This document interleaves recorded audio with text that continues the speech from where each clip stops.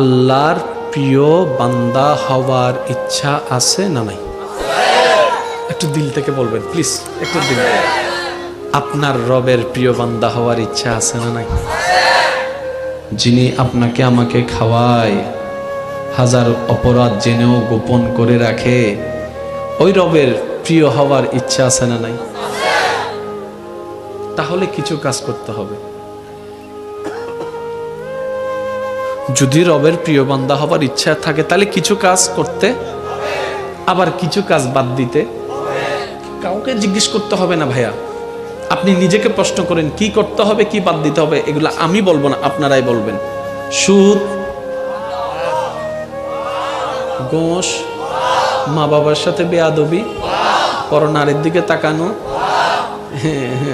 Eve teasing, flooding, তাহলে বন্ধ কি করতে হবে সেটাও জানা আছে। নামাজ, রোজা, মা বাবার সেবা, এটাও আমাদের জানা আছে। তাহলে করতে হবে কি সেটাও জানা, বাদ দিতে হবে কি সেটাও জানা। পারি না কেন প্রশ্ন যদি করা হয় সবাই বলবে শয়তান আছে, শয়তানে করতে নওয়াজ।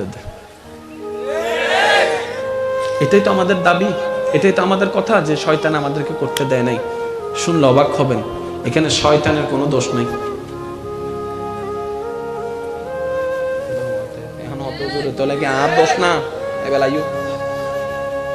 একজন আর একজনের মারি নাক ফুটে বলি পুলিশে আয় হারে দর্জি মানুষেরা নাকি শয়তানরে মানুষই ভাব দেয় স্যার আর কোনো দোষ ক্যা? ওদিন শয়তানে গোসা লাগাই দিয়ে দেয়। শয়তানে কি লাগাই দিয়ে দেয়? তো পুলিশে হব দেয় ইতার দাঁতম মিদ্যে তোর আতর সাপ, শয়তানের আতর হনো সাপ। তিতা হদ্দা স্যার আইন অগরির ভিতরে তোর শয়তানে গুতে দিতে তাহলে মারি দিয়ে দে। সারা হদ্দা গুসা হনে দিয়ে না তো ন লাগে মাইজি হনে হ আই আথার আর ওলহার আর গুসা মাইজি হনে শক্তি দিয়ে হনে আই দা শয়তানের হাত দিয়া কেন।